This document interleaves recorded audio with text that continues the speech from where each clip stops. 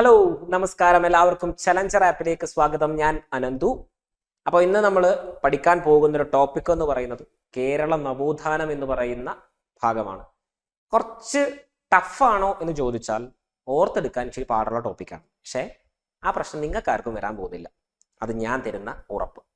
ഇനി എങ്ങനെ കേരള നവോത്ഥാനം ഇമ്പോർട്ടൻ്റ് ആകുന്നു എന്ന് ചോദിച്ചാൽ, കേരള നവോത്ഥാനത്തെ സംബന്ധിച്ചോളം സാമൂഹിക പരിഷ്കരണങ്ങളാണല്ലോ നമുക്ക് പ്രധാനമായിട്ടും വരുന്നത്. അപ്പോൾ എങ്ങനെയാണ് ഈ സാമൂഹിക പരിഷ്കരണങ്ങൾ ഉണ്ടായത്? അതിൽ കുറേ സംഘടനകൾ ഉണ്ടാവും, കുറേ നേതാക്കന്മാരുണ്ടാവും, അങ്ങനെയുള്ള പ്രത്യേകതകൾ. പൊതുവെ PSCക്ക് ഭയങ്കര ഇഷ്ടമാണ് ഇത്തരം ആൾക്കാരെ. പക്ഷെ നമ്മൾ കേരള നവോത്ഥാനം പൊതുവെ നിങ്ങൾ മുൻകാലങ്ങളിൽ മറ്റേതെങ്കിലും കോച്ചിങ് സെന്ററുകളിൽ പോയിട്ടുണ്ടെങ്കിൽ നമ്മൾ ആദ്യമേ ഒക്കെ പഠിക്കുന്നത് വൈകുണ്ഠസ്വാമിയെയോ ശ്രീനാരായണ ഗുരുവിനെയോ ചട്ടമ്പിസ്വാമിയോ ഒക്കെയാണ്. പക്ഷേ PSCക്ക് ഇപ്പോൾ ശ്രീനാരായണ ഗുരുവിനെയൊക്കെ അയ്യങ്കാളിയൊക്കെ ഭയങ്കര ഇഷ്ടമായിരുന്നു നടകാലങ്ങളിൽ. അപ്പൊ ഇപ്പൊ ഇച്ചിരിയൊക്കെ വ്യത്യാസമൊക്കെ വന്നിട്ട് പുള്ളിക്കാരൻ കുറച്ചുകൂടെ ഒക്കെ മോഡേൺ ആയിട്ടുണ്ട് നമ്മുടെ PSC. മൊത്തത്തിൽ മോഹമൊക്കെ മാറിയല്ലോ. സ്റ്റേറ്റ്മെന്റ് ചോദ്യങ്ങളാണ്. കേരള നവോത്ഥാനം പഴയ പോലെ ഒന്നും കയറി ചോദിക്കുകയല്ല. ഇപ്പോൾ നമ്മളൊരു ഉദാഹരണം പറയാം, വൈകുണ്ഠസ്വാമിയുടെ അച്ഛൻ്റെ പേര് അല്ലെങ്കിൽ ജന്മനാട് അല്ലെങ്കിൽ മുടിചൂടും പെരുമാളെന്നറിയപ്പെടുന്ന നവോത്ഥാന നായകൻ ആരാണ് എന്നുള്ള രീതിയിലുള്ള ചോദ്യങ്ങളുടെ കാലം കഴിഞ്ഞു. ഇനി നമ്മളതൊന്നും പഠിച്ചിട്ട് കാര്യമില്ല. ഇനി നമ്മൾ പഠിക്കുന്നതൊക്കെ അവിടെ വൈകുണ്ഠസ്വാമിയൊക്കെ പഠിക്കുമ്പോൾ സൂപ്പർ കഥകളാണ് പഠിക്കുന്നത് കേട്ടോ. അദ്ദേഹം ആ പേരൊക്കെ എങ്ങനെ വന്നേ, മുടിചൂടും പെരുമാളും മുത്തുക്കുട്ടിയും സമ്പൂർണ്ണ ദേവനെന്നും ഞാൻ വിഷ്ണുവിന്റെ അവതാരം എന്ന് പറയാനുണ്ടായ കാരണം, എനിക്ക് ഒരുപാട് കഥകളൊക്കെ ഉണ്ട് വൈകുണ്ഠസ്വാമിയെ സംബന്ധിച്ചിടത്തോളം. അപ്പോൾ അതുപോലെയാണ് ഓരോ നേതാവ്. അപ്പം ഞാൻ ഇന്ന് നിങ്ങളെ പഠിപ്പിക്കുന്നത് കേരള നവോത്ഥാനവുമായി ബന്ധപ്പെട്ടിട്ട് നമ്മൾ എപ്പോഴും പഠിക്കുന്ന എപ്പോഴും എന്താണ്, അധസ്ഥിത വർഗം അനുഭവിക്കുന്ന പ്രശ്നങ്ങൾ മൂലം ഉണ്ടായ ചില നവോത്ഥാന ഡെവലപ്മെന്റുകളാണെങ്കിൽ അതേപോലെ തന്നെയായിരുന്നു സവർണ ജാതിക്കാർക്കിടയിലും ചില പ്രശ്നങ്ങളൊക്കെ ഉണ്ടായിരുന്നു. അപ്പൊ അവരുടെ പ്രശ്നങ്ങളിൽ ഇടപെട്ട കുറച്ച് ആൾക്കാരെ കുറിച്ച് നമുക്ക് ഇന്ന് പഠിച്ചു തുടങ്ങാം. കാര്യം നമ്മുടെ നവോത്ഥാനത്തിന്റെ ആദ്യ ക്ലാസ് ആണ്. അപ്പോൾ ഈ ആദ്യ ക്ലാസ്സിൽ നമുക്ക് ആദ്യം തന്നെ എന്ത് ചെയ്യാം, കുറച്ചുകൂടെ ഒക്കെ മോഡേൺ ആയിട്ട് ഫ്രഷ് ആയിട്ടുള്ള ആൾക്കാരെ പഠിക്കാം. കാരണം ഇപ്പൊ അങ്ങനെയാണ് വരുന്നത്. പൊതുവെ സ്റ്റേറ്റ്മെന്റ് ചോദ്യം, പിന്നെ നമുക്ക് കേരള നാഷണൽ മൂവ്മെന്റുമായിട്ടൊക്കെ നമുക്ക് ലിങ്ക് ചെയ്യാനും കുറച്ച് പുതിയതായിട്ടുള്ള ആൾക്കാരെ പഠിച്ചിട്ട് പഠിക്കാം. അപ്പൊ നമ്മൾ ഇന്നത്തെ ഈ ഒരു ക്ലാസ്സിൽ നമ്മൾ അങ്ങനെയുള്ള കുറച്ച് ആൾക്കാരെ പഠിക്കുന്നു. അടുത്ത ക്ലാസ് വരുമ്പോൾ കുറച്ചുകൂടെ പഴയ ആദ്യകാല നവോത്ഥാന നായകരെ കുറിച്ചും പഠിക്കുന്നു. ഓക്കെ, അപ്പൊ കേരള നവോത്ഥാനം പഠിക്കേണ്ടത് എങ്ങനെ, പുതിയ പാറ്റേണിൽ പഠിക്കുന്നുള്ളൂ, അല്ല നമ്മൾ പഴയ രീതിയിലുള്ള പരിപാടികളൊന്നും നമ്മൾ ഇനി ചെയ്യുന്നില്ല. അപ്പോ എങ്ങനെ പുതിയ പാറ്റേൺ? സ്റ്റേറ്റ്മെന്റ് ചോദ്യങ്ങൾ വരും. തെറ്റായ ജോഡി കണ്ടെത്തുക എന്ന് പറഞ്ഞിട്ട് നമ്മളൊന്ന് കേട്ടിട്ടില്ലാത്ത പരിപാടികളൊക്കെ PSC കാണിക്കും. അപ്പൊ ആകെപ്പാടെ നമുക്ക് പ്രശ്നവും വിഷമം, ദുഃഖം, കരച്ചിൽ, പരീക്ഷ തോറ്റു, വീട്ടിൽ വന്ന് ഫ്രസ്ട്രേഷൻ, ഇതൊക്കെയാണ് നമ്മുടെ പ്രശ്നം. അപ്പൊ ആ പ്രശ്നം നമ്മൾ ഇന്നത്തെ ക്ലാസ് കൊണ്ടല്ല, ഇനിയുള്ള ക്ലാസ്സുകൾ കൊണ്ട് നമ്മൾ തീർക്കാം. കഴിഞ്ഞ ക്ലാസ്സുകളൊക്കെ നിങ്ങൾ കണ്ടുവരുന്നു എന്ന് ഞാൻ വിശ്വസിക്കുന്നു. അപ്പൊ അതേ ഒരു പാറ്റേൺ തന്നെയാണ് നമ്മൾ കേരള നവോത്ഥാനത്തിലും കൊണ്ടുവരാൻ പോകുന്നത്. അപ്പൊ കേരള നവോത്ഥാനവുമായിട്ട് ബന്ധപ്പെട്ടിട്ട് ഇന്ന് നമ്മൾ ആദ്യമായി പഠിക്കാൻ പോകുന്ന ആളെ നമുക്കൊന്ന് പരിചയപ്പെടാം. അപ്പൊ എല്ലാവർക്കും ഒരിക്കൽ കൂടി ചലഞ്ചർ ആപ്പിലേക്ക് സ്വാഗതം. നമുക്ക് ക്ലാസ്സിലേക്ക് കിടക്കാം. ഓക്കെ, അപ്പൊ നമ്മൾ കേരള നവോത്ഥാനാണല്ലോ, അപ്പൊ നമ്മൾ തുടങ്ങുകയാണ് നമ്മുടെ ക്ലാസ്. അപ്പൊ നമ്മൾ ആദ്യമായി പരിചയപ്പെടുത്തുന്നത് എന്ന് പറഞ്ഞാൽ നിങ്ങളൊക്കെ കേട്ടിട്ടുള്ള ആളാണ് VT ഭട്ടതിരിപ്പാട്. 1896 മുതൽ 1982 വരെ ആയിരുന്നു നമ്മുടെ VTയുടെ കാലഘട്ടം എന്ന് പറയുന്നത്. കുറേ പോയിന്റ്സ് ഉണ്ട്. വിധവാ വിഭാഗം, നമ്പൂതിരി വിവാഹം, സമൂഹം, ആദ്യ മിശ്ര വിഭാഗം, ആദ്യ വിധവാ വിഭാഗം, അടുക്കളയിൽ നിന്നും അരങ്ങത്തേക്ക്. ഇങ്ങനെ അടുക്കളയിൽ നിന്ന് അരങ്ങത്ത്, VT എന്ന് കേട്ടാൽ തന്നെ നമ്മുടെ മനസ്സിൽ ആദ്യം വരുന്നതാണ് അടുക്കളയിൽ നിന്നും അരങ്ങത്തേക്ക് എന്ന നാടകം. വേറെ ഒന്നും അറിഞ്ഞുകൂടെയും അത് നമുക്കൊക്കെ അറിയായിരിക്കും. പക്ഷെ ഇനി ഇത് മാത്രം നമ്മൾ പഠിച്ചാൽ പോരാ. അപ്പൊ കേരളത്തിലെ വളരെ പ്രശസ്തനായ ഒരു നവോത്ഥാന നായകനാണ് ആര്? നമ്മുടെ VT ഭട്ടതിരിപ്പാട് കേട്ടോ. ഞാൻ ചിലപ്പോൾ VT അപ്പൂപ്പൻ എന്നൊക്കെ പറയും, അതൊക്കെ നിങ്ങൾ സഹിക്കണം, കാരണം നമുക്കൊക്കെ ഇവരൊക്കെ അപ്പൂപ്പന്മാരാണല്ലോ.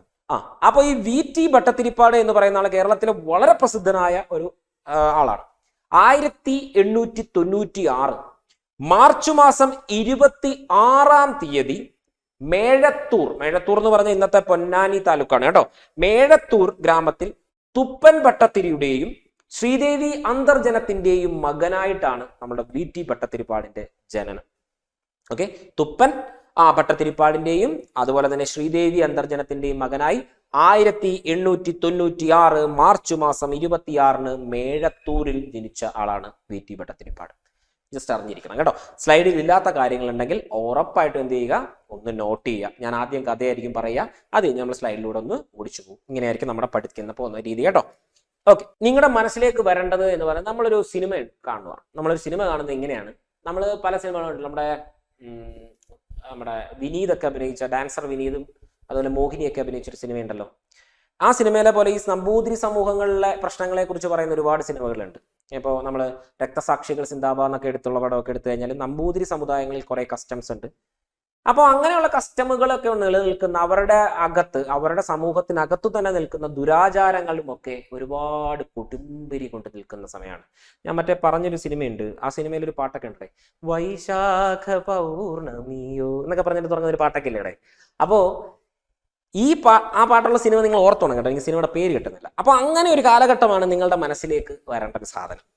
അപ്പൊ എന്താണ് ഈ സംഭവം എന്ന് വെച്ചാൽ, VT ജനിച്ചു. VT ഭയങ്കര വലിയൊരു ഫിനാൻഷ്യലി ഭയങ്കര അല്ലെങ്കിൽ സാമ്പത്തികമായി വളരെ സമ്പന്നനായ ഒരു മനുഷ്യനാണ് നിങ്ങൾ കരുതരുത്. നിങ്ങൾക്കൊരു കരുതലുണ്ടാവും, ഈ നമുക്ക് ഇന്ത്യക്ക് സ്വാതന്ത്ര്യമൊക്കെ കിട്ടുന്നതിന് മുമ്പ് വരെ വലിയ സവർണ്ണ ജാതിക്കാരെല്ലാം ഭയങ്കര പണക്കാരായിരുന്നു, ഭയങ്കര സമ്പന്നരായിരുന്നു എന്നൊക്കെ ഒരു കോൺസെപ്റ്റ് നമുക്ക് ഉണ്ടാവും. പക്ഷെ അങ്ങനെയൊന്നും അല്ല കേട്ടോ. ഈ നമ്പൂതിരി ഗൃഹങ്ങളിൽ ഒരുപാട് അനാചാരങ്ങളുണ്ട്, അത് നമ്മൾ പഠിക്കും, അത് മുഖേന ഒരുപാട് പ്രശ്നങ്ങൾ. അപ്പോൾ ഈ VT ജനിച്ചതെന്ന് പറഞ്ഞാൽ വലിയ സാമ്പത്തികമായി വലിയൊരു സംഭവമുള്ള കുടുംബത്തിലൊന്നും അല്ല. അപ്പൊ സ്വാഭാവികമായിട്ടും നമ്പൂതിരിമാരാകുമ്പോൾ വേദപഠനമൊക്കെ ഉണ്ട്. അപ്പൊ വേദപഠനങ്ങൾ എന്നൊക്കെ പറഞ്ഞാൽ വിവിധ മനകളിൽ പോയി നിന്ന് പഠിക്കുകയും അവിടെ ഭൃത്യനായി നിൽക്കുകയും ഒക്കെ ചെയ്യുന്ന ചടങ്ങുകളൊക്കെ ഉണ്ട്. അത്രയും വിശാലമായിട്ടൊന്നും പോണ്ട. അങ്ങനെ നമ്മുടെ വലിയ സാമ്പത്തികമായിട്ട് കുടുംബത്തിലൊന്നും ഇല്ലാത്ത കാരണത്താൽ തന്നെ VTയെ വേറൊരു മനയിലേക്ക് പോയി നിർത്തുകയാണ്. അങ്ങനെ വള്ളുവനാട്ടിലെ ഏറ്റവും പ്രസിദ്ധമായ ഒരു മനയാണ് പാതായിക്കര മന എന്ന് പറയുന്നത്. ഇന്നും പെരിന്തൽമണ്ണയിൽ നിലനിൽക്കുന്ന ഒരു മനയാണ്. 200 വർഷത്തോളം പഴക്കമുള്ള ഒരു മനയാണ് പാതായിക്കര മന. ഈ പാതായിക്കര മനയിലും അതുപോലെ തന്നെ മുതുക്കുറിശി മനയിലുമായി അദ്ദേഹത്തിന്റെ ബാല്യകാലവും അവിടെ നിന്നുകൊണ്ട് വേദപഠനവും ഒക്കെ ആര് നടത്തി? നമ്മളുടെ VT ഭട്ടത്തിരിപ്പാട്. അപ്പോൾ ആ മനകൾ വളരെ ഇമ്പോർട്ടൻ്റ് ആണ്. എന്തൊക്കെയാണ്? പാതായിക്കര മനയും അതുപോലെ തന്നെ മുതുക്കുറിശി മനയും ലുമായിട്ട് അദ്ദേഹത്തിന്റെ ബാല്യകാലം കഴിച്ചു കൂട്ടി. അപ്പൊ അവിടെ അപ്പൻ നമ്പൂതിരിമാരൊക്കെ ഉണ്ട്. അപ്പൻ നമ്പൂതിരിമാരെ കണ്ടില്ലേ എന്നൊക്കെ നമ്മൾ സിനിമയെ കണ്ടില്ലേ? എന്താണ് അപ്പൻ നമ്പൂതിരി നമുക്ക് അറിയണമല്ലോ. അപ്പൊ അത് നോക്കാം, നമ്മൾ താഴേക്ക് പഠിക്കും അപ്പൻ നമ്പൂതിരിമാരെ. അവരെയൊക്കെ നോക്കിയും അവരെയൊക്കെ ശുശ്രൂഷിച്ചും അവിടെ നമ്പൂതിരിമാരെയൊക്കെ നോക്കിക്കൊണ്ടു അവിടെ നിന്നുകൊണ്ട് ഇദ്ദേഹം വേദപഠനമൊക്കെ നടത്തി. ആര്? നമ്മുടെ VT ഭട്ടത്തിരിയപ്പൂപ്പൻ. അങ്ങനെ അദ്ദേഹത്തിന്റെ ഇങ്ങനെയൊക്കെ ഇരിക്കുന്ന സമയത്ത് ഇദ്ദേഹത്തിന് വലിയ താല്പര്യമൊന്നുമില്ലെങ്കിലും നിവർത്തികേട് കൊണ്ട് ഇദ്ദേഹം അവിടെ ഒരു ക്ഷേത്രത്തിൽ ശാന്തിക്കാരനായി പ്രവേശിച്ചു. ആര്? നമ്മുടെ VT ഭട്ടത്തിരിപ്പാട് ശാന്തിക്കാരനായി പ്രവേശിച്ചു. ശാന്തിക്കാരനായി ഇപ്പൊ ഐഡന്റിഫൈ ദ പേഴ്സൺ, അല്ലെങ്കിൽ താഴെ പറയുന്ന നവോത്ഥാന നായകനെ വായിച്ചു നോക്കി മനസ്സിലാക്കുക എന്നുള്ള സ്റ്റേറ്റ്മെന്റ് ഒക്കെ വന്നിട്ട് പാതായിക്കര മന എന്ന് ഇതിനൊക്കെ പറഞ്ഞിട്ട് കണക്ഷൻ വേർഡ്സ് ഒക്കെ തന്നിട്ട് ആളെ കണ്ടെത്താൻ വരും.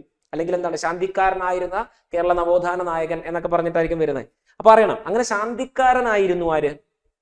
നമ്മളുടെ VT. കുറെ അദ്ദേഹത്തിന് താല്പര്യമൊന്നും ഉണ്ടായിരുന്നില്ല, അദ്ദേഹത്തിന് പഠിക്കണമെന്നൊക്കെ ഭയങ്കര ഇൻട്രസ്റ്റ് ആയിരുന്നു. പക്ഷെ അദ്ദേഹത്തിന് നിവൃത്തികേട് കൊണ്ട് അദ്ദേഹം ശാന്തിക്കാരനായി പോയി. അങ്ങനെ ഇരിക്കുന്ന സമയത്ത് നമ്മുടെ VT ഭട്ടത്തിരിപ്പാടിന്റെ ജ്യേഷ്ഠൻ, അദ്ദേഹത്തിന്റെ സഹോദരൻ, മൂത്ത ജ്യേഷ്ഠൻ വിവാഹം കഴിച്ചു. ഭയങ്കര എമൗണ്ട് സ്ത്രീധനമൊക്കെ മേടിച്ചിട്ടാണ് അദ്ദേഹം കല്യാണം കഴിക്കുന്നത്, ഈ ജ്യേഷ്ഠൻ കല്യാണം കഴിക്കുന്നത്. നല്ല എമൗണ്ട് സ്ത്രീധനമൊക്കെ മേടിച്ച് ഒരു വേളി കഴിഞ്ഞു. അപ്പം സ്വാഭാവികമായിട്ട് സ്ത്രീധനമൊക്കെ കിട്ടി, കുടുംബത്തിന് കുറച്ച് കാശൊക്കെ ആയി. അപ്പം നമ്മുടെ VT എന്ത് ചെയ്തു? കൊള്ളാം, ജ്യേഷ്ഠന് കാശൊക്കെ ആയി, നൈസായിട്ട് വീട്ടിൽ പോവാം. അങ്ങനെ ശാന്തിപ്പണിയൊക്കെ വെച്ച് കെട്ടി, ഒരു പണ്ടക്കെട്ടും ഒക്കെ കെട്ടി നമ്മുടെ VT ഭട്ടത്തിരിപ്പാട് നേരെ വീട്ടിലേക്ക് വിട്ടു. VT ഭട്ടത്തിരിപ്പാട് എങ്ങോട്ട് വിട്ടു? വീട്ടിലേക്ക് വിട്ടു. അങ്ങനെ അവിടെ ചെന്ന് രാത്രിയിലൊക്കെ അദ്ദേഹം കട്ടിലയിലൊക്കെ കിടന്നുകൊണ്ട് അദ്ദേഹം ആലോചിച്ചു, എനിക്കിങ്ങനെ പോയാൽ പറ്റില്ല, എനിക്കൊരുപാട് മാറ്റങ്ങൾ വേണം, ഞാൻ മാറണം, എനിക്ക് നല്ല രീതിയിൽ അറിവുകൾ കിട്ടണം എന്നൊക്കെ അദ്ദേഹം ഇങ്ങനെ ആലോചിച്ച് രാത്രിയിലൊക്കെ കിടന്ന് അവിടെ ഇങ്ങനെ വിശാലമായി തുടങ്ങി. ജ്യേഷ്ഠന് പഠനമുണ്ട്. അപ്പൊ അദ്ദേഹം വിദ്യാഭ്യാസം, ഉന്നത വിദ്യാഭ്യാസം അല്ലെങ്കിൽ പുനർവിദ്യാഭ്യാസത്തിലേക്ക് അദ്ദേഹം. അപ്പൊ സാമ്പത്തിക നില കൈവന്നപ്പോൾ അദ്ദേഹം എന്ത് ചെയ്തു? ശാന്തി വൃഷ്ടി ഉപേക്ഷിച്ചുകൊണ്ട് നേരെ പഠനത്തിലേക്ക് കടന്നു. അങ്ങനെ പഠനം നടത്തി. നമ്പൂതിരി കുടുംബങ്ങളിൽ നിലനിന്നിരുന്ന നിരവധി എന്തുണ്ടായിരുന്നു? അനാചാരങ്ങൾ പ്രബലമായിരിക്കുന്ന ഒരു കാലഘട്ടമാണ് നമ്മുടെ VT ഭട്ടത്തിരിപ്പാടിന്റെ അല്ലെങ്കിൽ ബാല്യകാല, അല്ലെങ്കിൽ അദ്ദേഹത്തിന്റെ കൗമാര കാലഘട്ടങ്ങൾ എന്നൊക്കെ പറഞ്ഞു കഴിഞ്ഞാൽ അങ്ങനെയുള്ള ഒരു കാലഘട്ടമായിരുന്നു. അങ്ങനെ ഈ നമ്പൂതിരി കുടുംബങ്ങളിൽ ഒരു പ്രത്യേകത ഉണ്ടോ? നമ്പൂതിരി കുടുംബങ്ങളിൽ മൂത്ത മകന് മാത്രമേ വേളി കഴിക്കാനുള്ള അധികാരമുള്ളൂ. ബാക്കിയുള്ള അനുജന്മാരായിട്ടുള്ള നമ്പൂതിരിമാരുണ്ടല്ലോ, അനുജന്മാര്, സ്ത്രീകളുടെ കാര്യം ഞാൻ പിന്നെ പറയാം. അനുജന്മാരായുള്ള നമ്പൂതിരിമാർ, ഈ അനുജന്മാരായുള്ള നമ്പൂതിരിമാരെ നമ്മൾ അപ്പന്മാർ എന്ന് വിളിക്കുന്നു. അപ്പൻ നമ്പൂതിരി വന്നില്ലേ എന്ന് ചോദിക്കത്തില്ലേ? ആ അപ്പൻ നമ്പൂതിരി എന്ന് പറഞ്ഞാൽ ഇളയ നമ്പൂതിരിയാണ്. അപ്പൊ ഈ ഇളയ നമ്പൂതിരിമാർക്ക് നേരെ വേളി കഴിക്കാനുള്ള ഇതില്ല. സവർണ ജാതിയിൽപ്പെട്ട വീടുകളിൽ പോയിട്ട് നൈസായിട്ട് സംബന്ധം കൂടാൻ പറ്റും. സംബന്ധം കൂടലും വേടി കഴിക്കലും രണ്ടാണല്ലോ, നിങ്ങൾക്ക് അറിയാമല്ലോ. അപ്പൊ സംബന്ധം കൂടാൻ പോയി, സംബന്ധം കൂടാം, പക്ഷെ വേടി കഴിക്കാനുള്ള അധികാരമില്ല. മാത്രവുമല്ല, ഈ അപ്പൻ നമ്പൂതിരിമാർക്ക് അല്ലെങ്കിൽ അനുജൻ നമ്പൂതിരിമാർക്ക് യാതൊരുവിധ അവകാശങ്ങളോ, സ്വത്തിന്റെ മേലോ ഒരുവിധ അവകാശങ്ങളോ ഇല്ലത്തിന്റെ അല്ലെങ്കിൽ നമ്പൂതിരി ഇല്ലങ്ങൾക്ക് മേലുണ്ടായിരുന്നില്ല. അപ്പോൾ ജ്യേഷ്ഠനായിരുന്നു പരമോന്നത അധികാരം. ബാക്കിയുള്ളവരൊക്കെ ഇങ്ങനെ എന്താ പറയുക, ഒരടിമകളെ പോലെ വേണമെങ്കിൽ അവിടെയൊക്കെ കിടക്കാം, ഫുഡൊക്കെ കിട്ടും, അങ്ങനെ അങ്ങ് കിടക്കാം. അങ്ങനെ കുടുംബത്തിന്റെ സ്വത്തിന്റെ അവകാശവും മൂത്ത ജ്യേഷ്ഠനായിരുന്നു. അനുജന്മാർക്ക് അല്ലെങ്കിൽ അപ്പന്മാർക്ക് എന്തായിരുന്നു, അതിന് പോലും ഒന്നിനും സ്ഥാനം പോലും ഉണ്ടാവാത്ത ഒരു കാലഘട്ടം.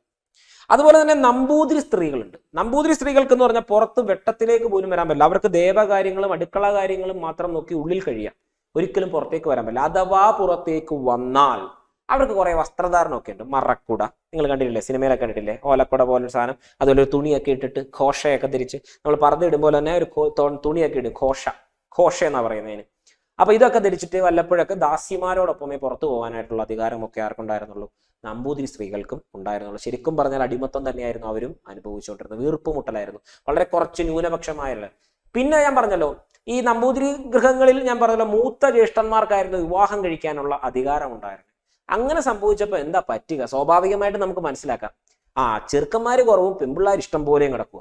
അപ്പോ എന്ന് വെച്ചാൽ അങ്ങനെ വന്നു കഴിഞ്ഞപ്പോൾ കുറെ പേർക്ക് വിവാഹഭാഗ്യം, മംഗല്യഭാഗ്യം ഇല്ലാതെ വന്നു. അപ്പൊ അങ്ങനെ പോയാൽ പറ്റില്ലല്ലോ. അങ്ങനെ നമ്പൂതിരികൾ പുതിയ നിയമം എഴുതി ഉണ്ടാക്കിയവന്മാര്. പുതിയ നിയമം എന്ന് പറഞ്ഞാൽ ഒന്നുമില്ല, മൂത്താക്ക് എത്ര വേണേലും കല്യാണം കഴിക്കാം എന്നായി. അങ്ങനെ വന്നപ്പോൾ എന്ത് സംഭവിച്ചു, നമ്മൾ സിനിമയിലൊക്കെ കാണുമ്പോൾ നമ്മൾ പഠിക്കത്തില്ലയോ, വയസ്സം വൃദ്ധന്മാരായ ആൾക്കാർ കൊച്ചു പെൺകുട്ടികളെ കല്യാണം കഴിച്ചിരുന്നു എന്നൊക്കെ ഉള്ള പണ്ടത്തെ കാലത്തൊക്കെ പറയുന്നത് കേൾക്കുന്നില്ലേ. അതുകൊണ്ടാണ് ഈ നമ്പൂതിരി സമുദായങ്ങളിൽ യൗവനതീഷ്ണരായിട്ടുള്ള നമ്പൂതിരി യുവാക്കളെ കിട്ടിയിരുന്ന നമ്പൂതിരി സ്ത്രീകളൊക്കെ വളരെ കുറവായിരുന്നു. പൊതുവെ നല്ല വൃദ്ധന്മാരെയൊക്കെ ആയിരുന്നു ഈ നമ്പൂതിരി സ്ത്രീകൾ വിവാഹം കഴിച്ചിരുന്നത്. അപ്പൊ അങ്ങനെയൊക്കെ സംഭവിച്ചപ്പോൾ ഈ അപ്പൂപ്പന്മാരെങ്ങനെ കൊച്ചു പെൺപിള്ളേരെയൊക്കെ കല്യാണം കഴിച്ച് അവര് ഭർത്താവ് കൊച്ചു പെൺപിള്ളേരെയൊക്കെ കല്യാണം കഴിക്കുന്നു, 14, 15 വയസ്സൊക്കെ ഉള്ളവരെയൊക്കെ കല്യാണം കഴിക്കുന്നത്. അപ്പൊ ഈ അപ്പൂപ്പന്മാരല്ലേ, പൊതുവേ ഞങ്ങൾക്ക് പ്രായമായി, നമ്മൾ ഭയങ്കര വീക്കായി എന്നൊക്കെ ഉള്ള ഒരു ബോധ്യമുള്ള സമയമാണല്ലോ. അപ്പോൾ സ്വാഭാവികമായിട്ട് ഈ അപ്പൂപ്പന്മാർക്കൊക്കെ എന്ത് പറ്റിയെന്ന് വെച്ച് കഴിഞ്ഞാൽ, അല്ല ഞാൻ ഇങ്ങനെയൊക്കെ പറയുമെന്ന് കരുതി അങ്ങനൊന്നും ചിന്തിക്കരുത്, നമ്മൾ കഥ മനസ്സിലാക്കാൻ വേണ്ടി ഞാൻ പറയുന്നത് കേട്ടോ. അപ്പൊ ഈ അപ്പൂപ്പന്മാർക്ക് എന്ത് പറ്റി, ഭയങ്കര സംശയരോഗം. ആരോട്? സ്ത്രീകളോട് ഭയങ്കര സംശയരോഗം. അതായത് ഭയങ്കര ചെറുപ്പക്കാരല്ലേ, അപ്പൊ ഇവർക്ക് അങ്ങോട്ട് തിരിയാൻ പാടില്ല. കാരണം ഇവിടെ ഒരുപാട് പ്രായത്തിന്റെ വ്യത്യാസം, 30, 40 വയസ്സിന്റെ വ്യത്യാസമൊക്കെ ഉള്ളവരുണ്ട്. അപ്പൊ അങ്ങനെ സംഭവിക്കുമ്പോൾ ഉള്ള പ്രശ്നം എന്ന് വെച്ച് കഴിഞ്ഞാൽ ഭയങ്കര സംശയരോഗം. സംശയരോഗത്തിനുമായിട്ട് ബന്ധപ്പെട്ട് ഇവർ സ്ത്രീകളിൽ പുതിയ പുതിയ ആചാരങ്ങൾ സൃഷ്ടിച്ചു. സംശയരോഗം മാറ്റണം, അവളുടെ പരിശുദ്ധി മനസ്സിലാക്കാൻ വേണ്ടിയിട്ട് പുതിയ പുതിയ ആചാരങ്ങളൊക്കെ ഇൻട്രൊഡ്യൂസ് ചെയ്തു. അങ്ങനെ കൊണ്ടുവന്ന ഒരാചാരമാണ് സ്മാർത്ത വിചാരം എന്ന് പറയുന്നത്. സ്മാർത്ത വിചാരം എന്ന് പറയുന്ന ആചാരം. അപ്പൊ എന്തോ ഈ സ്മാർത്ത വിചാരം, സ്ത്രീയെ വിളിച്ചു നിർത്തും, നീ തെറ്റ് ചെയ്തിട്ടുണ്ടോ എന്ന് ചോദിക്കും. തെറ്റ് ചെയ്തിട്ടുണ്ട് എന്നുണ്ടെങ്കിൽ നീ ആരോടാണ്. അപ്പം നിങ്ങൾക്കൊരു കാര്യം അറിയോ, ഈ ഹിസ്റ്റോറിക്കലി ഭയങ്കര ഒരു മനോഹരമായ ഒരു പോയിന്റ് ഉണ്ട്. അതായത് നമ്മൾ ഈ സ്മാർത്ത വിചാരം ചെയ്യുന്ന പെൺകുട്ടിയാണ്. അപ്പൊ ചിലപ്പം ആ കുട്ടിയുടെ പേര് ശ്രീദേവി അന്തർജനമെന്നോ പാർവതി അന്തർജനമെന്നൊക്കെ ആണെന്ന് വെച്ചോ, അങ്ങനെയൊക്കെ ആയിരിക്കും അടിപൊളി പേരൊക്കെയുള്ള പെൺകുട്ടികൾക്ക് പിന്നീട് ആ പേരിന് അർഹത ഉണ്ടായിരുന്നില്ല സ്മാർത്ത വിചാരം ചെയ്യുമ്പോൾ. പിന്നീട് ഈ പെൺകുട്ടികളെ വിളിക്കുന്നത് എന്താണെന്നറിയാമോ, സാധനം എന്നാണ്. സാധനം, എന്തൊരു സാധനം ഈ പെണ്ണ് എന്ന് നിങ്ങൾ ഓരോ പെൺപിള്ളേരോട് ചോദിക്കുന്നില്ലേ, നിങ്ങൾ ആലോചിച്ചോണം. ഇതൊരു സാധനമൊന്നും ഇനി ചോദിക്കാൻ പാടില്ല. ഈ സാധനം എന്ന് പറഞ്ഞാൽ സ്മാർത്ത വിചാരത്തിന് ഇരയായിപ്പെട്ട സ്ത്രീകൾക്ക് വിളിച്ചിരുന്ന വിളിച്ച, പിന്നെ അവർക്ക് പേരിന് അർഹത ഉണ്ടായിരുന്നില്ല, കുടുംബത്തും അർഹതയില്ല. അപ്പൊ പെണ്ണാരെയൊക്കെ ചൂണ്ടിക്കാണിക്കുന്നോ അവരെല്ലാം എന്താണ്, കുറ്റക്കാരാണ്. അപ്പോ ഇങ്ങനെയുള്ള ഒരു അനാചാരം എവിടെ ഉണ്ടായിരുന്നു, ബ്രാഹ്മണ സമൂഹ മഠങ്ങളിൽ നല്ല ശക്തമായ രീതിയിൽ നിലനിന്നിട്ടുണ്ടായിരുന്നു. അപ്പൊ സ്മാർത്ത വിചാരത്തെ കുറിച്ച് ഞാൻ പറഞ്ഞു. അതുപോലെ വയസ്സായിട്ടുള്ള ആൾക്കാരെ, വയോജനങ്ങളായിട്ടുള്ള ആൾക്കാര് കൊച്ചുകുട്ടികളെ വിവാഹം കഴിക്കുന്നത്, അതുപോലെ ഈ വിവാഹം ഒന്നിലധികം ബഹുഭാര്യത്വം എന്നൊക്കെ നമ്മൾ മലയാളത്തിൽ പറയും, ഒരുപാട് ഭാര്യമാരുണ്ടാകുന്ന പരിപാടി, അതൊക്കെ ഇല്ലാതാകും. അങ്ങനെയൊക്കെ ഒരുപാട് കൾച്ചർ നിൽക്കുന്നു. അപ്പൊ ഞാൻ ഈ പറഞ്ഞല്ലോ സ്മാർത്ത വികാരം. അപ്പൊ ഈ ദോഷം സംഭവിച്ചു എന്നാ പറയുന്നത്. ദോഷം സംഭവിച്ചോ എന്ന് ചോദിക്കും, ആരോപിക്കപ്പെട്ട സ്ത്രീയോട് ചോദിച്ചാൽ എത്ര പേരെ ചൂണ്ടിക്കാണിക്കുന്നു, അവരെല്ലാം കുറ്റക്കാരാ. അങ്ങനെ കേരളത്തിൽ വളരെ പ്രസിദ്ധമായ ഒരു സ്മാർത്ത വിചാരം നടന്നിട്ടുണ്ട് ഈ കാലഘട്ടത്തിൽ. 1905 കാലഘട്ടങ്ങളിലൊക്കെ വളരെ പ്രസിദ്ധമായ ഒരു സ്മാർത്ത വിചാരം നടത്തിയിട്ടുണ്ട് കേരളത്തിൽ. അതായത് കുറിയേടത്ത് താത്രി അഥവാ സാവിത്രി എന്ന് പറയുന്ന ഒരു സ്ത്രീയുടെ സ്മാർത്ത വിചാരം നമ്മുടെ കേരളത്തിൽ നടന്നിട്ടുണ്ട്. 1905 കാലഘട്ടങ്ങളിലൊക്കെയാണ് ഇത് നടക്കുന്നത്. എന്ന് വെച്ചാൽ ഈ കുറിയേടത്ത് താത്രി എന്ന് പറയുന്ന ഈ ഒരു സ്ത്രീ, അതായത് ഇരിങ്ങാലക്കുട കൽപ്പകശ്ശേരി ഇല്ലത്തായിരുന്നു ഈ പറയുന്ന കുറിയേടത്ത് താത്രി അഥവാ സാവിത്രി എന്ന ഈ സ്ത്രീ, സാവിത്രി അന്തർജനം ജനിക്കുന്നത്. അത് കഴിഞ്ഞ് വിവാഹം കഴിച്ചു കൊണ്ടുപോയത് ചെമ്മന്തിട്ട കുറ്റിയേടത്ത് മനകിൽ രാമൻ നമ്പൂതിരി എന്ന് പറയുന്ന ഒരാളായിരുന്നു. അപ്പൊ ഈ പുള്ളിക്കാരൻ കല്യാണം കഴിച്ചിട്ട് പോയിട്ട് ഈ പെൺകുട്ടിയെ സ്വാഭാവികമായിട്ട് സ്മാർത്ത വിചാരം, കാരണം പരിശുദ്ധിയിൽ സംശയം, അപ്പോൾ അങ്ങനെ സ്മാർത്ത വിചാരം നടത്തി ഏതാണ്ട് 60 പേരെ എന്തോ ഈ പറയുന്ന നമ്മുടെ കുടിയേറ്റ താത്രി ചൂണ്ടിക്കാണിച്ച് ഇന്ന ആൾക്കാരൊക്കെ എന്നോട് ബന്ധപ്പെട്ടിട്ടുണ്ടെന്ന് ഇവര് ചൂണ്ടിക്കാട്ടി. അങ്ങനെ ഈ 60 പേരില് ഏതാണ്ട് 58 പേരൊക്കെ പല പല പ്രശ്നങ്ങളിലും കുറെ പേര് കുറ്റം സമ്മതിക്കാതിരുന്നു. ഒരാളാണെങ്കിൽ ഞാൻ അന്ന് ഈ തെറ്റ് ചെയ്യുമ്പോൾ പ്രായപൂർത്തി പോലും ആയിട്ടില്ല എന്ന് പറയുന്നു. അങ്ങനെയൊക്കെ ഉള്ള ഒരു കാലഘട്ടത്തിൽ നിൽക്കുകയാണ്. ഞാൻ കൊച്ചു പയ്യനായിരുന്നു എന്നൊക്കെ പറയുന്ന അങ്ങനെ നിൽക്കുകയാണ്. അങ്ങനെ ഇരിക്കുന്ന സമയത്ത് ഈ സ്മാർത്ഥ വിചാരം നടന്നു. ഈ സാധനം എന്ന് പറഞ്ഞ അല്ലെങ്കിൽ ഈ സാവിത്രി എന്ന് പറയുന്ന സ്ത്രീയെ പുറത്താക്കുന്നു, ഭ്രഷ്ട് കൽപ്പിച്ച് പുറത്താക്കുന്നു. ഈ 60 പേരെയും നമ്പൂതിരി സമൂഹത്തിൽ നിന്ന് ഭ്രഷ്ട് കൽപ്പിച്ചു. അപ്പൊ ഈ പുറത്തേക്ക് വിടുന്ന സ്ത്രീയെ നോക്കിക്കൊണ്ട് പുറത്ത് മുക്കുവ താഴ്ന്ന സമുദായത്തിൽപ്പെട്ട ആൾക്കാർ നിൽക്കുമോ എന്നൊക്കെ ഉള്ളതാണ് സങ്കല്പം. പക്ഷേ ഈ താത്രിയുടെ സ്മാർത്ഥ വിചാരം പിന്നെ ഒന്നുകൂടി നടത്തിപ്പെട്ടു. ആരുടെ ഇതിൽ? കൊച്ചി രാജാവിനെ. അങ്ങനെ പറയുന്നത് കേട്ടോ, സ്റ്റോറിയിൽ അങ്ങനെയാ പറയുന്നത്. കൊച്ചി രാജാവ് ഒന്നുകൂടി ഈ സ്മാർത്ഥ വിചാരം നടത്തുകയും അതിനെ വീണ്ടും അനലൈസ് ചെയ്യുകയും പിന്നീട് ഈ സ്ത്രീയെ അവിടെ നിന്ന് നമ്മുടെ കുന്നുമ്മേൽ കൊട്ടാരം എന്ന് പറഞ്ഞാൽ നമ്മുടെ കൊച്ചിയിലെ നമ്മുടെ ഹിൽ പാലസിലേക്കൊക്കെ കൊണ്ടുപോവുകയും ഒക്കെ ചെയ്തു എന്നൊക്കെയാണ് പറയുന്നത്. അത് കഴിഞ്ഞിട്ട് അവിടെ പ്രാർത്ഥിച്ചിരുന്നവരെ പിന്നീട് മാറ്റുകയും അങ്ങനെ കുറെ കഥകൾ ഈ പറയുന്ന കുന്നുമേൽ താത്രി എന്ന് പറയുന്ന കുറിയേടത്ത് താത്രി എന്ന് പറയുന്ന നമ്മുടെ സാവിത്രിയുമായി ബന്ധപ്പെട്ടു. അപ്പൊ കേരളത്തിൽ നടന്നിട്ടുള്ള പ്രസിദ്ധമായ ഒരു സ്മാർത്ഥ വിചാരമാണ് കുറിയേടത്ത് താത്രി അല്ലെങ്കിൽ സാവിത്രി അന്തർജനത്തിന്റെ സ്മാർത്ഥ വിചാരം എന്ന് പറയുന്നത്.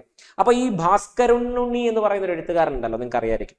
ഈ ഭാസ്കരനുണ്ണി എന്ന് പറയുന്ന ആള്, അല്ലെങ്കിൽ നമ്മൾ ആർട്ട് ആൻഡ് കൾച്ചർ പഠിക്കുമ്പോൾ നമ്മൾ ഭാസ്കരനുണ്ണിയൊക്കെ പഠിക്കും കേട്ടോ. അപ്പോ ഈ ഭാസ്കരനുണ്ണി എന്ന് പറയുന്ന ആള് അദ്ദേഹത്തിന്റെ ഒരു ഗ്രന്ഥത്തിൽ വ്യക്തമായി പരാമർശിക്കുന്നുണ്ട്, കൊച്ചി രാജാവിനോ രാജാവുമായി ബന്ധപ്പെട്ട ഏറ്റവും അദ്ദേഹത്തിന്റെ ബന്ധുവായ ഒരു വ്യക്തിക്കോ ഈ കുറിയേടത്ത് താത്രി അഥവാ സാവിത്രി എന്ന സ്ത്രീയുമായി ബന്ധമുണ്ടായിരുന്നെന്നും അതുകൊണ്ടാണ് രാജാവ് ഈ ഒരു വിഷയത്തിൽ ഇടപെട്ടത് എന്നുമൊക്കെ ഒരു പരാമർശമൊക്കെ നടക്കുന്നുണ്ട്. അതൊക്കെ ഞാൻ ജസ്റ്റ് ഒരു എക്സ്ട്രാ പോയിന്റ് ആയിട്ട് പറയുന്നുള്ളേ ഉള്ളൂ, ഇമ്പോർട്ടൻ്റ് ഒന്നും അല്ല. നമുക്ക് ഒരു കഥ എന്ന നിലയിൽ അതിനകത്തൊരു ഇതുണ്ടാവണമല്ലോ, അങ്ങനെ ഫാക്ട് ഉണ്ട് കേട്ടോ. അങ്ങനെയൊക്കെ ഈ പറയുന്ന ഭാസ്കരനുണ്ണിയുടെ കൃതികളിൽ പറയുന്നുണ്ട്. അപ്പൊ ഈ സ്മാർത്ഥ വിചാരം നടത്തുന്ന ആള് വിളിക്കുന്ന വേണ്ടി സ്മാർത്തൻ എന്നാണ്. അപ്പോൾ നമ്മൾ മറ്റേ സിനിമയൊക്കെ എടുത്ത് നോക്കി എനിക്ക് തിലകനം എന്താണ് സ്മാർത്തൻ അതിനകത്ത്. അപ്പോൾ അങ്ങനെയുള്ളതാണ്. അപ്പോൾ ആരൊക്കെയാണോ ചൂണ്ടിക്കാണിക്കുന്നത് അവരെല്ലാം കുറ്റക്കാർ. അങ്ങനെ കേരളത്തിൽ പ്രസിദ്ധമായ ഒരു സ്മാർത്ഥ വിചാരമാണ്. അങ്ങനെ നമ്മുടെ വീറ്റ് വരുന്നു, വീറ്റ് സാമൂഹിക രംഗത്തേക്ക് ഇറങ്ങുന്നു. അപ്പോൾ വൃദ്ധവിവാഹം തടയുക, ബഹുഭാര്യത്വം അതായത് ഒരുപാട് ഭാര്യമാരുണ്ടാകുന്ന രീതി അത് അവസാനിപ്പിക്കുക, മിശ്രഭോജനം നടപ്പിലാക്കുക, അതുപോലെ തന്നെ ഘോഷ പരിഷ്കരണം. ഞാൻ പറഞ്ഞല്ലോ സ്ത്രീകൾ ഘോഷ തിരിച്ചു മാത്രം. ഘോഷ പരിഷ്കരണം, മുഖം മറച്ച് മറക്കുടയുമായി പോകുന്ന പരിഷ്കാരം, അതാണ് ഘോഷ പരിഷ്കാരം ഇല്ലാതാക്കുക, അതിന് പരിഷ്കാരം കൊണ്ടുവരിക. കുടുമ മുറിക്കുക, കുടുമ കട്ടത്തില്ലയോ അത് മുറിക്കുക. അതുപോലെ തന്നെ വിധവാ വിവാഹവും മിശ്ര വിവാഹവും പ്രോത്സാഹിപ്പിക്കുക. ഇവയൊക്കെ മുൻനിർത്തിക്കൊണ്ട് 1908 ഒരു പുതിയ സംഘടന രൂപം നൽകുന്നു. അതിന്റെ പേരാണ് യോഗക്ഷേമ സഭ എന്ന് പറയുന്നത്. സ്ലൈഡിൽ ഉണ്ടാവില്ല, ചിലപ്പോൾ ഒന്ന് എഴുതിക്കോ. അങ്ങനെ 1908 VT ഭട്ടതിരിപ്പാട് രൂപീകരിക്കുന്നതാണ് യോഗക്ഷേമ സഭ. ഈ സ്റ്റേറ്റ്മെന്റ് ചോദ്യങ്ങൾ അല്ലെങ്കിൽ ഈ കഥ പറയുന്നത് സ്റ്റേറ്റ്മെന്റ് ചോദ്യങ്ങളെ നിങ്ങൾ അഭിമുഖീകരിക്കാൻ വേണ്ടിയിട്ടാണ് കേട്ടോ. ഈ സംഭവമൊക്കെ ഫാക്റ്റ് ആണ് പറയുന്നത്. അപ്പൊ അങ്ങനെ ഇതിന്റെ പ്രഥമ യോഗത്തിന്റെ അധ്യക്ഷനായിട്ടുണ്ടായിരുന്ന ആള് എന്ന് പറയുന്നത് ചേന്നമംഗലം ശങ്കരൻ നമ്പൂതിരിപ്പാടായിരുന്നു. ദേശമംഗലം ശങ്കരൻ നമ്പൂതിരിപ്പാടായിരുന്നു ഈ പറയുന്ന യോഗക്ഷേമ സഭയുടെ പ്രഥമ അധ്യക്ഷൻ എന്ന് പറയുന്നത്, പ്രഥമ അധ്യക്ഷൻ എന്ന് പറയുന്നത്. അതും കൂടി നമ്മളൊന്ന് അറിഞ്ഞിരിക്കണം. അങ്ങനെ ആദ്യമൊക്കെ ഇവർ ഇവരുടെ ഒരു വികസനം, നമുക്ക് ആദ്യം എന്ത് വേണം? ഇപ്പോ നമ്മൾ ഏത് സാമൂഹിക പരിഷ്കരണം എടുത്താലും വിദ്യാഭ്യാസം എന്ന് പറയുന്നത് വളരെ അടിസ്ഥാനപരമായി നമുക്ക് വേണ്ടുന്ന കാര്യമാണ്. സാമൂഹികമായി വികസിക്കണമെന്നുണ്ടെങ്കിൽ നമുക്ക് എന്ത് വേണം? സൊസൈറ്റി എന്ന് പറയുന്നത് നിങ്ങളുടെ സിലബസിനകത്ത് നിങ്ങൾക്ക് പഠിക്കാൻ വരും. അതൊക്കെ അതുകൊണ്ടാണ് ഞാനത് ഇവിടെയും ചുമ്മാതെ എടുത്തിടുകയാണ്. അപ്പോൾ നമുക്ക് ബേസിക്കലി ഒരു എഡ്യൂക്കേഷൻ ഉള്ള ഒരാൾക്ക് എന്തുണ്ടാവും? സാമൂഹിക പരിഷ്കരണവുമായി മുന്നോട്ട് പോകാൻ പറ്റത്തുള്ളൂ. അപ്പോൾ ഇവർ ചെയ്ത യോഗക്ഷേമ സഭയും പ്രഥമമായി ചെയ്ത കാര്യം എന്ന് പറഞ്ഞാൽ നമ്പൂതിരി ഗൃഹങ്ങളിലേക്ക് വിദ്യാഭ്യാസത്തിന്റെ സ്വാധീനം കൊണ്ടെത്തിക്കുക എന്നൊരു നടപടിയായിരുന്നു ആദ്യമായി ചെയ്തത്. അങ്ങനെ നമ്പൂതിരിമാരുടെ ശ്രദ്ധ കേന്ദ്രീകരിക്കുന്നതിന് വിദ്യാഭ്യാസ സൗകര്യങ്ങൾ വർദ്ധിപ്പിക്കണമെന്ന് ആവശ്യപ്പെട്ട് സംഘടനകൾ മുന്നോട്ട് വന്നു. അങ്ങനെ എന്ത് ചെയ്തു? യോഗക്ഷേമം എന്ന് പറയുന്ന പേരിൽ ഒരു വാർത്താ പത്രിക അല്ലെങ്കിൽ ഒരു പത്രം ഇവർ അച്ചടിച്ചിറക്കി. ഏത്? വിദ്യാഭ്യാസത്തിന്റെ പ്രാധാന്യം, അതുപോലെ തന്നെ നമ്പൂതിരി സമൂഹത്തിന്റെ ഉന്നമനത്തിന്റെ പ്രാധാന്യം ഒക്കെ ഈ പറയുന്ന സമൂഹത്തിലേക്ക് എത്തിക്കാൻ വേണ്ടിയിട്ട് യോഗക്ഷേമം എന്ന് പറയുന്ന ഒരു വാർത്താ പത്രം ആര് പുറത്തിറക്കി? യോഗക്ഷേമ സഭ പുറത്തിറക്കി. അങ്ങനെ കാലങ്ങൾ മുന്നോട്ട് പോയി 1915 കാലഘട്ടമായി 1915 കാലഘട്ടമായി ഇംഗ്ലീഷ് പഠനത്തിലേക്കും നമ്പൂതിരിമാർക്ക് പ്രത്യേക സൗകര്യം കിട്ടാൻ വേണ്ടി നിവേദനങ്ങൾ ഭരണകൂടത്തിന് കൊടുക്കുകയും ദൂരെയുള്ള നമ്പൂതിരിമാർക്ക് വന്നു പഠിക്കുവാൻ ബോർഡിംഗ് സൗകര്യങ്ങളോട് കൂടിയ പ്രത്യേക സ്കൂളുകൾ സ്ഥാപിക്കുകയും ഒക്കെ ചെയ്തു 1915 ഏത് യോഗക്ഷേമയുടെ സഭയുടെ പ്രവർത്തന ഫലമായിട്ട്. അങ്ങനെ 915 കഴിഞ്ഞ് പിന്നെയും 5 വർഷം കഴിഞ്ഞ് 1920 നമ്മുടെ വീറ്റിയുടെ നേതൃത്വത്തിൽ അല്ലെങ്കിൽ അമരത്വത്തിൽ എന്നൊക്കെ പറയാം. വീറ്റി ഇങ്ങനെ ഇരിക്കുന്ന സമയത്ത് അദ്ദേഹം കുറെ ചെറുപ്പക്കാരെ വിളിച്ചിട്ട് പറഞ്ഞു, നമ്മളൊക്കെ കാലം ഇങ്ങനെ മുന്നോട്ട് പോവുകയാണ്, നമ്മുടെ ഈ യൗവനമായിട്ടുള്ള നമ്മുടെ സമയമൊന്നും നമ്മൾ വേസ്റ്റ് ചെയ്യരുത്, നമുക്ക് യൂത്തിന് വേണ്ടിയിട്ട് നമുക്കൊരു സംഘടന ഉണ്ടാക്കണമെന്ന് പറഞ്ഞു. അങ്ങനെ യോഗക്ഷേമ സഭയുടെ കീഴിൽ അല്ലെങ്കിൽ നമ്മളുടെ വീറ്റിയുടെ നിർദ്ദേശത്താൽ അല്ലെങ്കിൽ അമരത്വത്തിൽ ഒരു സംഘടന രൂപപ്പെടുന്നു. അതൊരു യുവജന സംഘം എന്ന പ്രസ്ഥാനം തുടങ്ങുകയാണ്. അങ്ങനെ യുവജന സംഘം തുടങ്ങുന്നു. അപ്പൊ ഇനി യുവജന സംഘത്തിനും ഒരു മുഖപത്രം വേണം, ഒരു മൗത്ത് പീസ് വേണം. ആ മുഖപത്രമാണ് എന്ത്? ഉണ്ണി നമ്പൂതിരി എന്ന് പറയുന്ന മുഖപത്രം. ഏതിന്റെയാണ്? ഈ പറയുന്ന യുവജന സംഘത്തിൻ എന്ന പ്രസ്ഥാനത്തിന്റെ, യോഗക്ഷേമ സഭയുടെ യുവജന പ്രസ്ഥാനത്തിന്റെ മുഖപത്രമായിരുന്നു ഏത്? ഈ പറയുന്ന നമ്മളുടെ ഉണ്ണി നമ്പൂതിരി എന്ന് പറയുന്നത്. അപ്പൊ ഉണ്ണി നമ്പൂതിരി എന്ന് പറയുന്ന ഈ മുഖപത്രത്തിന് ഒരു പത്രാധിപര് വേണമല്ലോ. അങ്ങനെ പത്രാധിപരായിട്ട് വീറ്റിയുടെ തന്നെ വലിയൊരു സുഹൃത്തായിട്ടുള്ള ഒരാള് രംഗപ്രവേശം ചെയ്യാണ്. അദ്ദേഹത്തിന്റെ പേരാണ് MR ഭട്ടത്തിരിപ്പാട്, MRB എന്നൊക്കെ പറയും. അപ്പൊ ഈ MRB ആണ് എന്ത്? ഈ പറയുന്ന ഉണ്ണി നമ്പൂതിരി എന്ന് പറയുന്ന ഈ ഒരു മാഗസീന്റെ പത്രാധിപരായി വരുന്നത്. ഉണ്ണി നമ്പൂതിരി എന്ന് പറയുന്ന മാഗസീന്റെ പത്രാധിപരായി വരുന്നത്. നിങ്ങളുടെ മനസ്സിലേക്ക് വരണം, MRB എന്ന് പറഞ്ഞൊരു കഥാപാത്രം വരണം. വേണമെങ്കിൽ വീറ്റിയുടെ റോള് മോഹൻലാലിനും MRBയുടെ റോള് സുരേഷ് ഗോപിക്കും ഒക്കെ കൊടുത്തോ. അങ്ങനെ കാലങ്ങൾ മുന്നോട്ട് പോയിക്കൊണ്ടിരിക്കുകയാണ്. അങ്ങനെ 1921 എത്തി. 21 എത്തിയപ്പോൾ ഒറ്റപ്പാലത്ത് ഒരു കേരള KPCCയുടെ ഒരു യോഗം കോൺഗ്രസ് കമ്മിറ്റി ചെയ്തു. അതിൽ വീറ്റി പങ്കെടുത്തു, കാര്യങ്ങളൊക്കെ അവതരിപ്പിച്ചു. അത് കഴിഞ്ഞ് അതേ വർഷം തന്നെ നമ്മുടെ ഇന്ത്യൻ നാഷണൽ കോൺഗ്രസിന്റെ അഹമ്മദാബാദ് സമ്മേളനത്തിലും എനിക്ക് തോന്നുന്നു വീറ്റി പങ്കെടുത്ത ഏക INC സമ്മേളനം എന്ന് പറയുന്നതും ഏതാണ്? 1921 ഈ പറയുന്ന അഹമ്മദാബാദ് INC സമ്മേളനമായിരുന്നു. ഇത് രണ്ടിലും നമ്മുടെ വീറ്റി പങ്കെടുത്തു. അങ്ങനെ നമ്പൂതിരി സ്ത്രീകളുടെ ഉന്നമനത്തിനായി നമ്പൂതിരി സ്ത്രീകളോട് നേരിട്ട് സംവദിക്കാൻ കഴിയാത്തതിന് അദ്ദേഹം ഒരു മാധ്യമം കണ്ടെത്തുകയാണ്. ആ മാധ്യമമാണ് നാടകരംഗം. നമ്പൂതിരി സ്ത്രീകളിലേക്ക് നമ്മളുടെ വികസനം എങ്ങനെ നടത്തണമെന്ന് നേരിട്ട് സംവദിക്കാൻ കഴിയുന്നതിന് വേണ്ടിയിട്ട് അദ്ദേഹം കണ്ടെത്തിയ ഒരു മാധ്യമമായി അദ്ദേഹം കണ്ടെത്തുകയാണ് എന്ത്? നമ്മളുടെ നാടകരംഗം. അങ്ങനെ 1929 അദ്ദേഹത്തിന്റെ പ്രസിദ്ധമായ നാടകമായ അടുക്കളയിൽ നിന്നും അരങ്ങത്തേക്ക് എന്ന് പറയുന്ന നാടകം വടക്കിനിയേടത്തുമന, എടക്കുന്നി വടക്കിനിയേടത്തുമനയിൽ നടക്കുകയാണ്. അപ്പൊ നിങ്ങൾ ആർക്കേണ്ട ഒരു കാര്യം കേട്ടോ, ഈ വടക്കിനിയേടത്തുമന എന്ന് പറഞ്ഞാൽ നമ്മുടെ EMSന്റെ അമ്മയായ വിഷ്ണുദത്തയുണ്ട്. EMSന്റെ അമ്മയുടെ പേര് EMS നമ്പൂതിരിപ്പാടില്ലേ, നമ്മുടെ കേരളത്തിന്റെ ആദ്യ മുഖ്യമന്ത്രി. EMS നമ്പൂതിരിപ്പാടിന്റെ അമ്മയായ വിഷ്ണുദത്തയുടെ ജന്മഗൃഹമാണ്. അപ്പോ EMS നമ്പൂതിരിപ്പാട് ഒരു ചെറിയ റോളും എന്തിനകത്ത് ചെയ്തിട്ടുണ്ട്? ഈ പറയുന്ന അടുക്കളയിൽ നിന്നും അരങ്ങത്തേക്ക് എന്ന VT ഭട്ടത്തിരിപ്പാടിന്റെ നാടകത്തിൽ ചെയ്തിട്ടുണ്ട്. EMS നമ്പൂതിരിപ്പാട് ഒരു ചെറിയ റോളൊക്കെ ചെയ്തിട്ടുണ്ട്. തന്റെ അമ്മയുടെ ഇല്ലമായ വടക്കിനിയേടത്ത് മനയിലാണ്, എടക്കുന്നിയിലെ വടക്കിനിയേടത്ത് മനയിലാണ് അടുക്കളയിൽ നിന്നും അരങ്ങത്തേക്ക് എന്ന നാടകം ആദ്യമായി അരങ്ങേറുന്നത്. അങ്ങനെ നമ്പൂതിരി സമൂഹത്തിലെ അനാചാരങ്ങൾക്കെതിരെയുള്ള നാടകത്രയങ്ങൾ എന്ന പേരിൽ 3 പ്രസിദ്ധമായ നാടകങ്ങൾ ആ കാലത്ത് രചിക്കപ്പെട്ടു. ആ പ്രധാനപ്പെട്ട നാടകത്രയങ്ങളാണ് അടുക്കളയിൽ നിന്നും അരങ്ങത്തേക്ക് എന്ന നാടകം VT ഭട്ടത്തിരിപ്പാടിന്റെ നാടകവും, മറക്കുടയ്ക്കുള്ളിലെ മഹാനരകം എന്ന MR ഭട്ടത്തിരിപ്പാടിന്റെ നാടകവും, അതുപോലെ തന്നെ ഋതുമതി എന്ന് പറയുന്ന MP ഭട്ടത്തിരിപ്പാടിന്റെ ഒന്ന് MP ഭട്ടത്തിരിപ്പാടിന്റെ നാടകവുമാണ് അന്നത്തെ നമ്പൂതിരി സമൂഹത്തിനങ്ങൾക്കിടയിൽ നിന്നിരുന്ന വിഷയങ്ങളെ കുറിച്ച് പറഞ്ഞ നാടകത്രയങ്ങൾ എന്ന് പറയപ്പെടുന്ന 3 പ്രസിദ്ധമായ നാടകങ്ങൾ. അങ്ങനെ നാടകങ്ങൾ ഇങ്ങനെ വരികയാണ്, ജനങ്ങളിൽ വലിയ സ്വാധീനം. നമുക്ക് സിനിമ കാണുമ്പോഴല്ലേ നമുക്ക് ഭയങ്കര ഇൻസ്പിറേഷൻ. നമ്മളിപ്പോ ബാഹുബലി കണ്ടിട്ട് ഇന്റർവെല്ല് കഴിഞ്ഞ് ഇന്റർവെല്ലിന് ബെല്ലടിക്കുമ്പോൾ പുറത്തു പോയി പോപ്കോണും കഴിച്ച് തിരിച്ച് നമ്മൾ പോപ്കോണുമായി വരുമ്പോൾ നമ്മുടെ മനസ്സിൽ തോന്നുന്നത് നമ്മളൊരു ബാഹുബലിയായി വരുന്നു എന്ന് തോന്നും. നാട്ടുകാർ കാണുന്നത് വേറെ രീതിയിലാണെങ്കിലും നമുക്ക് തോന്നുന്നത് നമ്മൾ എന്തോ ഒരു ബാഹുബലിയുടെ ഒക്കെ ശക്തിയിലൊക്കെ എന്നെ എല്ലാവരും നോക്കുന്നു എന്നുള്ള മൈൻഡിലാണല്ലോ നമ്മൾ വരുന്നത്. അതുപോലെ തന്നെയായിരുന്നു നാടകങ്ങൾ. അപ്പൊ സ്ത്രീകൾക്ക് ഭയങ്കര ഇൻസ്പിറേഷൻ, നല്ല അഭിനയവും ഇതൊക്കെ കാഴ്ചവെട്ട് നല്ല രംഗങ്ങളൊക്കെ ആവിഷ്കരിച്ചുകൊണ്ടുള്ള നാടകങ്ങൾ വരുമ്പോൾ സ്വാഭാവികമായി ഇതിലൊക്കെ ഇളക്കം സംഭവിച്ചു തുടങ്ങി ഇതിനകത്ത് ജനങ്ങൾക്കിടയിൽ. അങ്ങനെ യോഗക്ഷേമ സഭയുടെ 26ാം വാർഷികം എത്തി. 26 വർഷങ്ങളായി. യോഗക്ഷേമ സഭ രൂപീകരിച്ച് 26 വർഷം, 1908 കഴിഞ്ഞ് 26 വർഷങ്ങൾക്ക് ശേഷം യോഗക്ഷേമ സഭയുടെ വാർഷിക ആഘോഷത്തിൽ വിധവാ വിവാഹ പ്രമേയം ആ ഒരു സമ്മേളനത്തിൽ പാസ്സാക്കി. ആ വർഷം നിങ്ങൾ കണക്കൂട്ടണം കേട്ടോ. 1908 യോഗക്ഷേമ സഭ രൂപീകരിക്കുന്നത്. അതിന്റെ 28ാമത്തെ വർഷത്തിൽ ഈ വിധവാ പ്രമേയ പാസ്സാക്കപ്പെട്ടു. അങ്ങനെ പാസ്സാക്കി ചുമ്മാ ഒന്നും ഇരുന്നൊന്നുമല്ല നമ്മുടെ VT ഭട്ടതിരിപ്പാട്. അദ്ദേഹം ഒരു നേതാവായിരിക്കുമ്പോൾ ഒരു നേതാവ് സ്വയം മാതൃകയാവുക എന്ന ഒരു ലക്ഷ്യം ആർക്കുണ്ടായിരുന്നു? നമ്മുടെ ഹീറോ ആയ VT ഭട്ടതിരിപ്പാടിനുണ്ടായിരുന്നു. അങ്ങനെ VT ഭട്ടതിരിപ്പാട് തന്റെ വിധവയായിട്ടുണ്ടായ, തന്റെ ഭാര്യയുടെ വിധവയായ ഒരു സഹോദരി ഉണ്ടായിരുന്നു. സഹോദരിയുടെ പേര് ഉമ എന്നാണ് കേട്ടോ. ഈ പറയുന്ന കാര്യം വളരെയധികം ഓർത്തിരിക്കണം. ഇനി പഠിക്കാൻ പോകുന്ന, അല്ലെങ്കിൽ അടുത്ത ക്ലാസ്സുകളിലാണെങ്കിലും ഇനി പഠിക്കാൻ പോകുന്ന നവോത്ഥാന നായകരിലും ഈ ഒരു സംഭവം നമ്മൾ കേൾക്കും. അതുകൊണ്ടാണ് ഞാൻ പറയുന്നത്. അപ്പോൾ VTയുടെ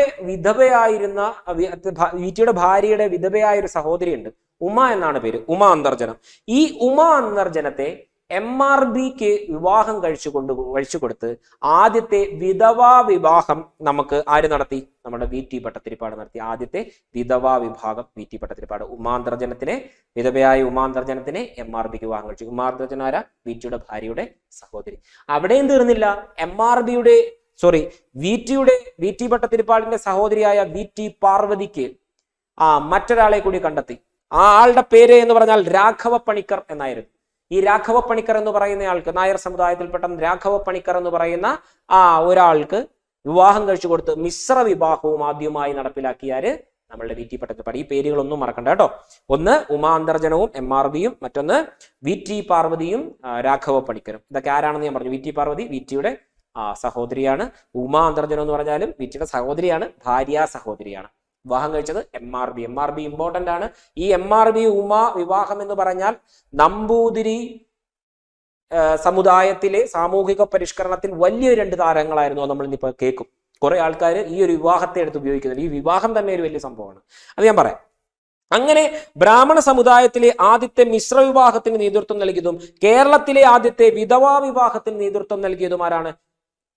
ബ്രാഹ്മണ സമുദായത്തിലെ ആദ്യ മിശ്ര വിവാഹവും അതുപോലെ തന്നെ കേരളത്തിലെ ആദ്യത്തെ വിധവാ വിവാഹത്തിനും നേതൃത്വം കൊടുത്ത ആളായി മാറിയാര്? VT ഭട്ടതിരിപ്പാട്. സെന്റൻസ് ശ്രദ്ധിച്ചോണം. ഓക്കെ.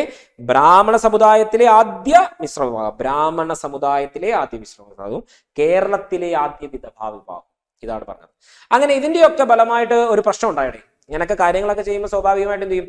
1940 കൂടി നമ്മുടെ VTയുടെ അച്ഛൻ മരിച്ചു. ഇപ്പൊ നമ്മുടെ തുപ്പൻ നമ്പൂതിരിപ്പാട്.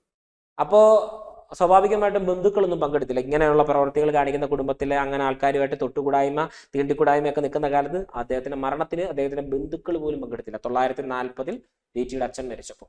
അതുപോട്ടെ. അങ്ങനെ 1931 കാലഘട്ടത്തിൽ കേരളത്തിലെ ദരിദ്ര വിദ്യാർത്ഥികൾക്ക് പഠന സാഹചര്യം ഉണ്ടാക്കണം എന്ന് പറഞ്ഞുകൊണ്ട്, കേരളത്തിലെ ദരിദ്ര വിദ്യാർത്ഥികൾക്ക് പഠന സാഹചര്യം ഉണ്ടാക്കണമെന്നാവശ്യപ്പെട്ടുകൊണ്ട് VTയുടെ നേതൃത്വത്തിൽ തൃശൂർ മുതൽ ചന്ദ്രഗിരിപ്പുഴ വരെ 7 ദിവസം നീണ്ടു നിൽക്കുന്ന ഒരു ജാഥ സംഘടിപ്പിക്കപ്പെട്ടു. 7 ദിവസം നീണ്ടു നിൽക്കുന്ന 1931 7 ദിവസം നീണ്ടു നിൽക്കുന്ന ദരിദ്ര വിദ്യാർത്ഥികളുടെ പഠനത്തിന് സാഹചര്യം ഉണ്ടാക്കണമെന്ന് ആവശ്യപ്പെട്ടുകൊണ്ട് തൃശ്ശൂർ മുതൽ ചന്ദ്രഗിരിപ്പുഴ വരെ 7 ദിവസത്തെ ഒരു യാത്ര. ആ യാത്രയുടെ പേരാണ് യാചനയാത്ര എന്ന് പറയുന്നത്. ഈ യാചനയാത്ര നടത്തുന്നു. അതുപോലെ തന്നെ 1968 കാലഘട്ടങ്ങളിൽ മിശ്ര വിവാഹ പ്രചരണത്തിന്റെ ഭാഗമായി കാഞ്ഞങ്ങാട് നിന്നും ചെമ്പഴന്തി വരെ, തിരുവനന്തപുരം ജില്ലയിലെ ചെമ്പഴന്തി വരെ, കാസർഗോഡ് ജില്ലയിലെ കാഞ്ഞങ്ങാട് മുതൽ തിരുവനന്തപുരം ജില്ലയിലെ ചെമ്പഴന്തി വരെ അദ്ദേഹം മറ്റൊരു ജാഥ സംഘടിപ്പിച്ചു. ആ ജാഥയുടെ പേരാണ് സാമൂഹിക പരിഷ്കരണ ജാഥ എന്ന് പറയുന്നത്. അങ്ങനെ ഒരു ജാഥ കൂടി നമ്മുടെ VT സംഘടിപ്പിച്ചു. അങ്ങനെ അമ്പലങ്ങൾക്ക് തീ കൊളുത്തുക എന്ന് സ്വയം പ്രഖ്യാപിച്ച നവോത്ഥാന നായകൻ VT ഭട്ടതിരിപ്പാടാണ്. അപ്പൊ ഓർക്കേണ്ട ഒരു കാര്യം, ഒരമ്പലം നശിച്ചാൽ അത്രയും അന്ധവിശ്വാസം നശിക്കുമെന്ന് പറഞ്ഞത് ആരാന്നറിയാമോ? അത് C കേശവനാണ്. ഇത് രണ്ടും കൂടി മാറിപ്പോരുത് കേട്ടോ. അപ്പോൾ അമ്പലങ്ങൾക്ക് തീ കൊളുത്തുക എന്ന് പറഞ്ഞത് ആരാണ്? VT ഭട്ടതിരിപ്പാടാണ്. അപ്പൊ നമുക്ക് നോക്കാം വിധവാ വിവാഹം എന്താണെന്ന് നിങ്ങൾ മനസ്സിലാക്കി. നമ്പൂതിരി സമൂഹവുമായി VT എങ്ങനെ ബന്ധപ്പെട്ടിരിക്കുന്നു നിങ്ങൾക്ക് സ്ലൈഡ് നോക്കുമ്പോൾ ഇനി നിങ്ങൾ മനസ്സിലേക്ക് വരണം. മിശ്ര വിവാഹവും വിധവാ വിവാഹവും ആരൊക്കെ തമ്മിലായിരുന്നു നമ്മൾ പഠിച്ചു. അടുക്കളയിൽ നിന്നും അരങ്ങത്തേക്ക് എന്ന നാടകം സംഘടിപ്പിക്കപ്പെടുന്നത് എടക്കുന്നി, വടക്കിനി, എടത്തുമന. അതുപോലെ നാടകത്രയങ്ങൾ എന്ന് പറയുന്ന 3 നാടകങ്ങൾ, അടുക്കളയിൽ നിന്നും അരങ്ങത്തേക്ക്, മറക്കുടയിലെ മഹാനരകം, അതുപോലെ ഋതുമതി. എഴുതിയതൊക്കെ ആരൊക്കെയാണെന്നറിയാലോ? VT, MRB, അതുപോലെ MB ഭട്ടതിരി. ഓക്കെ. അത് കഴിഞ്ഞാൽ പിന്നെ നമുക്കുള്ളത് യാചനയാത്ര. 1931 7 ദിവസം സാധാരണക്കാരായ ദരിദ്ര വിദ്യാർത്ഥികളുടെ പഠന സൗകര്യങ്ങളിൽ മികവിന് വേണ്ടിയിട്ട് നടത്തിയ യാചനയാത്ര എവിടെ മുതൽ എവിടെ വരെയായിരുന്നു? തൃശ്ശൂർ മുതൽ ചന്ദ്രഗിരി പുഴ വരെ. അതുപോലെ കുടുംബമുറിക്കൽ, പൂണൂൽ ദഹനം, വേഷാപരിഷ്കരണം, മിശ്രഭോജനം എന്നിവയൊക്കെയായിരുന്നു VTയുടെ സാമൂഹിക പരിഷ്കരണത്തിലെ ഏറ്റവും കോൺസെൻട്രേറ്റഡ് മേഖല. യോഗക്ഷേമ സഭ വഴിയായിരുന്നു ഇതൊക്കെ നടത്തിക്കൊണ്ടിരുന്നത്. അത് നമ്മൾ പഠിച്ചു, സ്ലൈഡിൽ അത് വിട്ടുപോയിട്ടുണ്ട്, അത് എഴുതിക്കോണം. യോഗക്ഷേമ സഭ 1908. അതുപോലെ 1968 സാമൂഹിക പരിഷ്കരണ ജാഥ, മിശ്രവിവാഹ പ്രോത്സാഹനത്തിനായി നടത്തിയ ജാഥയാണ്. എവിടെ മുതൽ? കാഞ്ഞങ്ങാട് മുതൽ ചെമ്പഴന്തി വരെ നീണ്ടു നിന്ന ജാഥ. അതുപോലെ എൻ്റെ സഹോദരീ സഹോദരന്മാരെ, കരിങ്കല്ലിനെ കല്ലായി തന്നെ കരുതുക, മനുഷ്യനെ മനുഷ്യനായും എന്ന് പറഞ്ഞ ആളാണ് ആര്? VT ഭട്ടതിരിപ്പാട്. അതുപോലെ അമ്പലങ്ങൾക്ക് തീ കൊളുത്തുക എന്ന് പറഞ്ഞതും VT തന്നെയാണ്. അതുപോലെ ഞാൻ കഥ തുടങ്ങിയപ്പോൾ പറഞ്ഞൊരു ഡയലോഗുണ്ട്, അല്ലെ? VT തിരിച്ച് ജ്യേഷ്ഠന്റെ വേളിയൊക്കെ കഴിഞ്ഞ് വീട്ടിലെത്തി അദ്ദേഹം